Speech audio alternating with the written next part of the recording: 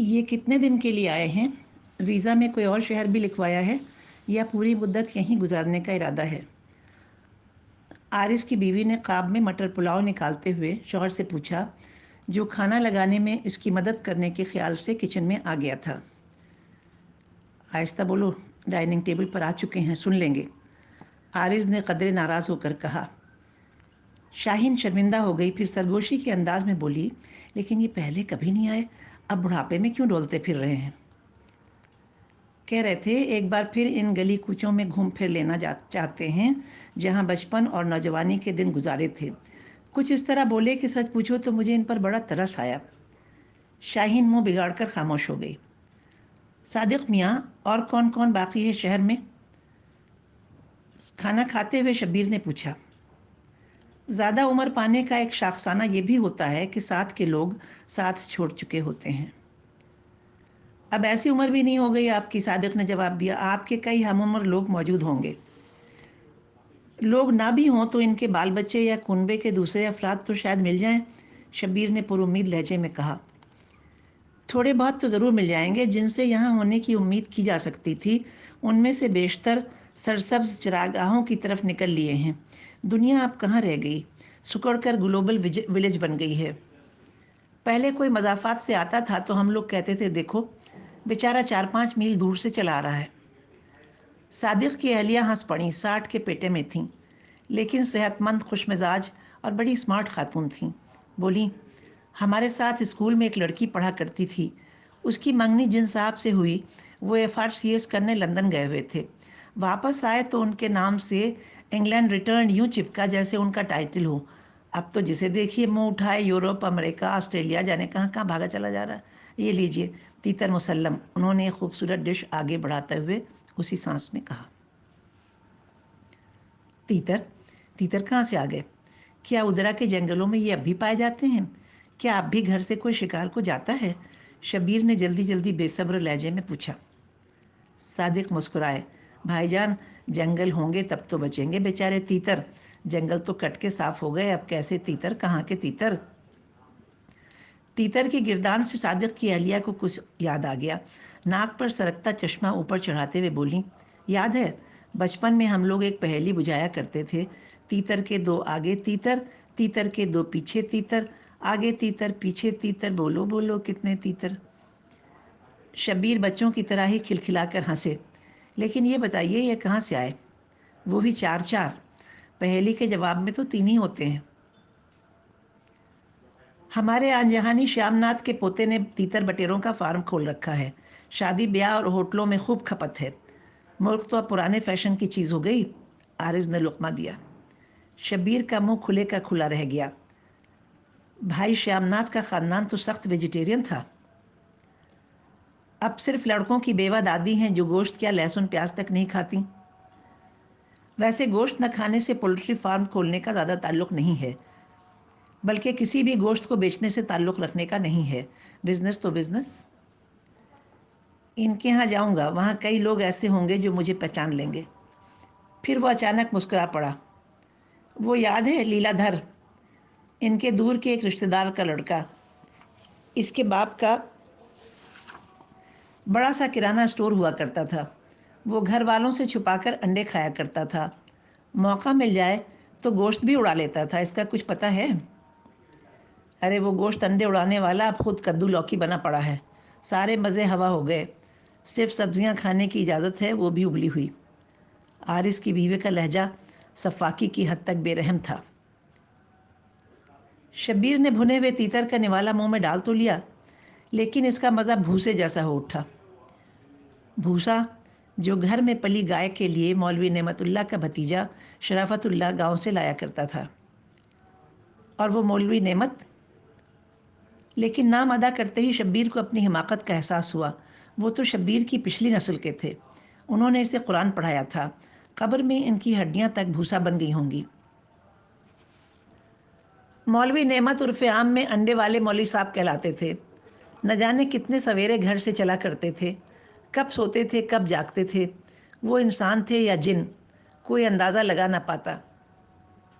4 کوس کا راستہ طے کر کے الصبح شہر میں وارد ہو جاتے، ان کے سر پر ایک بڑا سا ٹوکرا ہوتا، जिस में एक गत्ते के डिब्बे में तह दर तह भूसा बिछाकर कोई 1.5-2 दर्जन अंडे रखे होते। एक बड़े से तामचीनी के प्याले में लगभग उतने ही उबाले हुए अंडे भी होते, जो मुंह अंधेरे ताज़ा बताज़ा उबाले जाते थे। फिर घर में ही तबाक में तले ऊपर अंगारे रखकर सेके गए कुलचे, भैंस के गोश्त के गूलर कबाब जिनमें गोश्त कम और चने की दाल ज़्यादा होती, और मौसम के एतबार से कई और चीज़ें कि उस ज़माने में बेमौसम चीज़ें ना मिलती थीं, ना लोग उन्हें खाते थे। जैसे कभी भूबल में भुनी शकरकंदियाँ, कभी तिल के लड्डू, कभी भुट्टे, और कभी अंदर से। टोकरे में एक और सेक्शन भी था, उसमें सस्ते जालीदार बनियान और रुमाल, लड़कियों के लिए प्लास्टिक के क्लिप, रंगीन मुबाफ, रिबन और घर में बुने गए जाली के रंगीन इज़ारबंद, रील, सुई, धागा, बटन और अजीम क़ब्र चीज़ें हुआ करती थीं। वो बहुत सवेरे इसलिए वारिद हुआ करते थे कि इनके लगे हुए मोहल्लों में कई मुस्तकिल गाहक ऐसे थे जो इनसे नाश्ते के लिए अंडे, कबाब और कुलचे ख़रीदा करते थे। बच्चे इन्हें घेर लेते और खट्टी मीठी गोलियां ख़रीदते जो पैसे में 2 मिलती थीं। लॉलीपॉप महंगा हुआ करता था, वो एक आने में एक मिलता। मौलवी साहब के झव्वे में अनवा व अक़साम की इतनी चीज़ें होती थीं, लेकिन न जाने क्यों लोग इनको अंडे वाले मौलवी साहब कहते थे। कुछ लोगों ने अंडों को इनकी चिढ़ बनाने की कोशिश भी की, लेकिन कभी वो चिढ़े नहीं। फिर रफ्ता रफ्ता चिढ़ाने वाले उनके चेहरे पर खेलती शफीक मुस्कुराहट से हार गए। उन्होंने जुमलेबाजियाँ बंद कर दीं, लेकिन वो कहलाते अंडे वाले मौलवी साहब ही रहे। उस वक्त एक कम उम्र नौजवान थे, यही कोई 20-21 बरस के। बहुत कम उम्री में चचाजाद बहन से शादी हो गई थी। वही नेकबख्त कुलचे और तिल के लड्डू बनाया करती थी। जब तक मौलवी साहब की अम्मा हयात रहीं, कबाब वो बनाती रहीं। सुबह सुबह सौदा बेचकर मौलवी साहब पैदल ही गांव वापस हो जाते। हाँ, कभी मुनाफा अच्छा हुआ होता या मौसम ख़राब होता तो वो एक आना सवारी के यक्के पर बैठकर वापस होते। गांव के मुकामी मदरसे में वो हिफ्ज़ कर रहे थे और उर्दू और हिसाब भी पढ़ते थे। लश्टम पश्टम गुज़र हो रही थी। फिर रफ्ता रफ्ता शहर में इनकी लाई हुई चीज़ों का रिवाज कम होने लगा। शहर में ही कई ख्वांचे वाले उबले हुए अंडे बेचने लगे। छोटे बड़े कई होटल खुल गए। बिसात खाने की ज़्यादा बेहतर और मुतनव्वो चीज़ें जनरल स्टोर में मिलने लगीं। लोग वहाँ से लेना ज़्यादा बेहतर समझने लगे, बल्कि शान के मुवाफिक। लीला घर वालों से छुपाकर उबले हुए अंडे खाया करता था। मौलवी साहब से कबाब लेकर खाने चाहे तो उन्होंने मना कर दिया। बेटा, पहले पिताजी से पूछ लो, उन्होंने इजाज़त दी तभी तुम्हारे हाथ कबाब बेचेंगे। अंडे तक ठीक है, तुम्हारे एक चाचा भी अंडा खाते हैं। लीला को कबाब खाने की इजाज़त कहाँ से मिलती? कई हिंदू घराने तो मौलवी साहब से बनियान और क्लिप जैसी चीज़ें भी नहीं खरीदते थे, इसलिए कि जिस टोकरे में ये चीज़ें होती थीं उसी में कबाब और अंडे भी रखे हुए होते थे। एक दिन मौलवी साहब की टोकरी में झांकते हुए लीला ने कहा, ऐसी सफाई से तो औरतें ही सामान सजा सकती हैं। हमारी अम्मा की रसोई भी ऐसी सजी रहती है। अनगिनत बर्तन, डिब्बे, कनस्तर, घी, तेल, जाने क्या क्या, अल्लम गल्लम, पापड़, बड़ी मंगोरी। लेकिन हाँ, अम्मा अपनी रसोई सर पर लेकर नहीं घूमती। मौलवी साहब का कमाल ये है कि 2 कोस से पैदल चले आते हैं, दमादम दमादम। क्या मजाल जो अंडे टूटें या कबाब जाके बनियानों में घुस जाएं। फिर उसने वो छोटी सी कहानी सुनाई। पता है सबीर भैया, हमारी दादी बताती हैं कि एक बार कृष्ण जी जब छोटे से थे तो मिट्टी खा रहे थे। माँ जसोदा ने देख लिया तो लगे जल्दी से मुँह छुपाने। उन्होंने डांटा, मुँह दिखाओ, क्या खा रहे थे, दिखाओ, मुँह खोलो। अब देखो ना भैया, ये सारी दुनिया की अम्माओं ने बच्चों को डांटने का ठेका ले रखा है। भगवान विष्णु के अवतार को भी नहीं छोड़ा। खैर, तो ज़्यादा डांट पड़ी तो बाल गोपाल ने मुँह खोल दिया। पता है भैया, इनके मुंह में पूरा ब्रह्मांड था। हमें नेमत चाचा की टोकरी वैसी ही लगती है। अबे लीला, जिस टोकरी में कट्टे के गोश्त के कबाब रखे हों और उबले हुए अंडे, उसमें कृष्ण जी का मुंह देख रहा है। मार खाएगा तू और साथ में हमें भी पिटवाएगा। क्यों भैया, उसमें ऐसी क्या बात है? अब अगर वहाँ ब्रह्मांड था तो उसमें हिंदू मुसलमान सभी लोग रहे होंगे और भी न जाने कौन कौन। जंगली होंगे, राक्षस होंगे, जानवर होंगे, क्या सब शुद्ध सात्विक खाना खाया करते थे? तेरे दिमाग में मुर्गी ने घुसकर अंडे दे दिए हैं। चल, एक अंडा खरीद देता हूँ, चुपके से खा ले। लीलाधर ने मारे खुशी के बच्चों की तरह किलकारी मारी। वैसे भी वो बच्चा ही तो था, बस कोई 10-12 साल का। शब्बीर भैया का बड़ा मद्दाह था। भैया सरकारी स्कूल में 9वीं जमात में पढ़ते थे। वो तो हीरो थे, हीरो। लीला को क्या हुआ है सादिक मियाँ, ठीक तो हो जाएगा? शब्बीर ने डरते डरते पूछा। ब्रेन हैमरेज हुआ था, बिस्तर पर पड़ा रहता है, ठीक से बोल नहीं पाता। उससे ज़रूर मिलूँगा। शब्बीर के दिल में गहरी उदासी उतर आई थी। और हाँ, वो अंडे वाले मौलवी साहब, मेरा मतलब है मौलवी नेमतुल्लाह के रिश्तेदारों का पता ज़रूर देना। मौलाना का तो मैं मकरूज़ हूँ। मौलाना ने मुझे कुरान पढ़ाया था। शब्बीर के लहजे में अफसुर्दगी थी। उसने आहिस्ता आहिस्ता माजी का एक एक वर्क पलटना शुरू किया। मैं जिस ज़माने में यहाँ था तो एक मर्तबा इनके घर जाने का इत्तेफाक हुआ था। मेरे बहनोई एक शादी में उनके गांव में मदऊ थे, वो मुझे भी साथ लिए चले गए। मौलवी साहब इस तकरीब में मौजूद थे। मुसिर हो गए कि भाई साहब उनकी गरीब खाने में कदम रंजा फरमाएं। न तकरीब छोड़कर कहीं जाना मुनासिब था, ना ही इनकी दिलशिकनी गवारा थी, इसलिए मुझे कोई घंटा भर के लिए चले जाने की इजाज़त दे दी। घर मुहावरतन नहीं, हकीकतन गरीब खाना था। कच्ची दीवारों पर फूस का छप्पर। बरसात का मौसम था, इसलिए कई जगह मिट्टी के कुंडे रखे हुए थे कि पानी टपके तो फर्श पर कीचड़ ना बने। आरिस खाना ख़त्म करके दिलचस्पी के साथ सुन रहा था। उसकी बीवी बर्तन समेटने में मशगूल हो चुकी थी। वक्त नहीं मिल पा रहा, एक दिन वक्त निकाल कर मरम्मत करेंगे, मौलवी साहब ने कहा। हमें आता देखकर मौलवियाइन ने जल्दी जल्दी उसारे की दीवार से लगी खाट बिछाकर उस पर साफ चादर फैलाई। फिर एल्युमिनियम की स्याह केतली चूल्हे पर चढ़ाकर तामचीनी की रकाबी में भूबल में भुनी शकरकंद और भुने हुए मकई के दाने लेकर आईं। फिर तामलोट में गुड़ से मीठी की गई चाय पेश की। मुझे उनका चेहरा आज तक याद है। मेरी उम्र कोई 13-14 साल रही होगी, लगता तो इससे भी कम था, इसलिए उन्होंने पर्दा नहीं किया। सुतवा नाक में सोने की चौड़ी सी कील पहने हुए थीं और वो उनका वाहिद जेवर थी। मक्खन जैसी जिल्द, जर्द दुपट्टे से ढका सर, ऐसी गुर्बत में ये रंग रूप और चेहरे पर तमानियत। ले भैया तनी चाय पी लियो, उन्होंने बड़ी मोहब्बत से कहा था।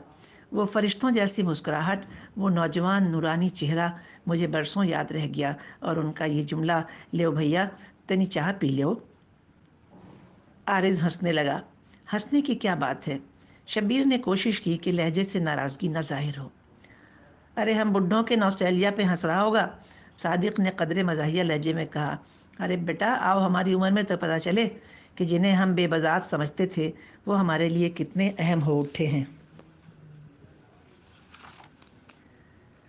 आरिज अब भी मुस्कुरा रहा था। फिर वो उठ गया। ठीक है, आप लोग बातें कीजिए। हम मौलवी नेमत के अव्वलीन शागिर्दों में थे, शब्बीर ने कहा। और आपके बाद जो खेप आई उसमें हम और ख़ानदान के दूसरे बच्चे, सादिक ने बात जारी रखी। उन्हीं दिनों वो यहाँ एक क्लास 2 अफसर के घर के बच्चों को पढ़ाने के लिए बुलाए गए थे। कुछ अरसे बाद उन्होंने अपना रसूख इस्तेमाल करके मौलवी साहब के बेटे को चुंगी में मुहर्रिर मुकर्रर करा दिया। वो गांव के सरकारी स्कूल से 10वीं पास कर चुका था। कुछ अरसे बाद गांव वाले घर का छप्पर हट गया, खपरेल डाली गई और दीवारें पुख्ता हो गईं। मज़ीद वक्त गुजरा तो उसे बेचकर यहाँ शहर में घर बनवाया गया। मौलवी नेमत नहायत नाखुश मरे। गांव का घर ख़त्म हो गया था, इसलिए बेटे के साथ रहना इनकी मजबूरी थी। नाखुशी की क्या बात थी इसमें? शब्बीर ने हैरत से पूछा। मौलवी साहब बखूबी समझ रहे थे कि बेटे के अखराजात तनख्वाह से कहीं ज़्यादा हैं और दस्ते गैब के मरहोने मिन्नत। उन्हें ये कमाई कतई मंजूर नहीं थी। आखिर में उन्होंने अहलिया से कहकर अपना चूल्हा अलग करा लिया और सिर्फ अपनी कलील सी आमदनी पर गुजारा करते रहे। बेटा पहले तो कुढ़ता रहा, लेकिन फिर उन्हें उनके हाल पर छोड़ दिया। कोई बदसलूकी या बदज़बानी कभी नहीं की। अब ये नस्ल भी कामयाब होती जा रही है। कौन सी नस्ल? शब्बीर ने बेध्यानी में सवाल किया। वही जो वालिदैन के साथ बदसलूकी और बदज़बानी ना करे। वैसे आपको ये सब कैसे मालूम? सादिक मुस्कुराए। औरतों का नेटवर्क। मौलवी नेमत की अहलिया तुम्हारे बहनोई हकीम अनवार के घर आती जाती थीं। जाड़ों में वो चुपके से कुछ खास घरों में जाकर रज़ाई में धागे डाल दिया करती थीं। शादी ब्याह के मौके पर गोटा लचका टकवाने, हलवा मलीदा बनाने में मदद कर देती, लेकिन उसकी तशहीर नहीं थी। मौलवी नेमत मरहूम के पोते ने मुकामी पॉलिटेक्निक से कोई सर्टिफिकेट कोर्स किया था। इलेक्ट्रिसिटी डिपार्टमेंट में नौकरी हासिल कर ली थी। अब खासी 45-50 की उम्र में तरक्की करते करते ओवरसियर हो गया है। दरवाजे पर तख्ती लगवाई है, इंजीनियर जवाद हुसैन। दादा ने नाम रखा था सिबगतुल्ला। अरसा पहले उसे तब्दील करा के जवाद हुसैन कर दिया। कोई नाम पूछे तो जवाद हुसैन नहीं कहता, हमेशा इंजीनियर जवाद हुसैन। इसीलिए आरिस हंस रहा था जब तुमने इन लोगों का जिक्र किया तो। लोगों से मिलते मिलाते शब्बीर एक दिन सादिक के बताए पते पर मौलवी नेमतुल्ला उर्फ अंडे वाले मौलवी साहब के कुनबे के अफराज से मिलने पहुंच गए। अच्छा खासा 2 मंजिला मकान था, सफ़ेद पेंट किया हुआ लकड़ी का गेट, उसके बाद हरा भरा लॉन। गेट पर इंजीनियर जवाद हुसैन की तख्ती लगी हुई थी। शब्बीर ने कॉल बेल का बटन दबाया। थोड़ी देर बाद अंदर से मुलाजमा बरामद हुई। उसने माकूल सूरत बुजुर्ग को देखा तो अंदर बुला लिया और बरामदे में बिछी कुर्सी पर बिठा दिया। अंदर से इसकी वाज़ेह आवाज़ सुनाई दी, एक ठो बुढ़ऊ आए हैं, हाथ में बड़का मिठाई का डिब्बा लिए हैं, कहते हैं मौलवी नेमत के बेटा से मिलना है। कदरे मज़ीद वक्फे के बाद जीन्स और टी शर्ट में मलबूस एक शख्स बरामद हुआ। शब्बीर ने उसके सलाम का जवाब देकर मिठाई का डिब्बा थमाया और कहा, हमें मौलाना नेमतुल्ला मरहूम ने कुरान पढ़ाया था, इसी रिश्ते से हम तुमसे मिलने आए हैं। वो हमारे दादा थे, आइए अंदर आ जाइए। उसके चेहरे का इनक़बाज़ इस तारुफ और मिठाई के डिब्बे ने ख़त्म कर दिया था। अंदर बाकायदा ड्राइंग रूम था, कीमती सोफ़ा लगा हुआ था और एक शीशे की अलमारी में सजावटी सामान भी था। मियाँ आपके वालिद? वो घर पर नहीं हैं, गवर्नमेंट सर्विस से रिटायर हुए हैं, अक्सर घूमने घामने शहर से बाहर चले जाते हैं। आप इनके बेटे हैं, गोया मौलाना साहब के पोते। जी, लड़के ने कहा, जी मैं इंजीनियर जवाद हुसैन, बाहर मेरे ही नाम की तख्ती है। बच्चे होंगे आपके? 2 बेटियां हैं, दोनों मुकामी कॉन्वेंट स्कूल में पढ़ती हैं। आपके वक्त में शायद वो स्कूल नहीं रहा होगा। शब्बीर ज़रा की ज़रा चुप रह गया, फिर बोला, आपके दादा बहुत अच्छे इंसान थे, बहुत मेहनती। मैं एक बार गांव में इनके घर भी गया था, आपकी दादी को भी देखा था। बड़े मासूम और सीधे साधे लोग थे वो। लड़के ने पहलू बदला। आपके दादा ने मुझे उर्दू भी पढ़ाई थी। सरकारी स्कूल तो हमारे वक्त से ही हिंदी मीडियम हो गया था। मुलाजिमा अंदर से चाय ले आई। ट्रे में सलीके से ढकी चायदान थी, शक्कर अलहदा से। एक खूबसूरत बोल में भुने हुए नमकीन काजू वाफिर मकदार में थे। हमारे वक्त में उस्ताद की बड़ी इज्जत थी, कुरान पढ़ाने वाले की तो और भी ज़्यादा। आपके दादा इस कदर नेक इंसान थे कि पढ़ाने का कोई मुआवजा तक न तय करते। कहते थे, अल्लाह का कलाम पढ़ाने का मुआवजा मुकर्रर नहीं किया जा सकता, जो खुशी से दे दिया जाता उसे कबूल कर लिया करते थे। गांव के लोग रकम की जगह फसल की चीज़ें दे जाते तो उस पर भी एतराज़ नहीं था। पढ़ाना तो बाद में शुरू किया, पहले तो घर घर जाकर सामान बेचा करते थे। शब्बीर नहायत फितरी अंदाज में बात कर रहे थे। जवाद हुसैन के चेहरे पर नाराज़गी और इनक़बास के मिले जुले आसार नमूदार हुए, जिन्हें शब्बीर ने अपनी रौ में महसूस नहीं किया। और आपकी दादी, उनके हाथ में जायका था। तिल के लड्डू और कुलचे ऐसे मज़ेदार बनाती थीं कि उनका मज़ा आज तक ज़बान पर ताज़ा है। आपके दादा कहते थे, हमारे हुजूर ने तिजारत को अफजल बताया है, किसी भी जायज़ काम को आर नहीं समझना चाहिए। वो मुनाफा भी उतना ही रखते थे जो इस्लामी तालीमात के मुताबिक हो। बोलते बोलते शब्बीर को यकायक एहसास हुआ कि वो शायद बहुत ज़्यादा बोल गया है, क्योंकि चाय बनाकर प्याली इसके सामने रखने के बाद जवाद उठकर खड़ा हो गया था। आप चाय पिएं? शक्कर मर्ज़ी के मुताबिक मिला लीजिएगा, मैं माफ़ी चाहता हूँ, बहुत जल्दी में हूँ, अजहद ज़रूरी काम से जाना है, कहता हुआ वो अंदर चला गया। कुछ देर खामोश रहकर चाय को मुंह लगाए बगैर शब्बीर भी उठ खड़ा हुआ। उसे सी ऑफ करने कोई बाहर नहीं आया था।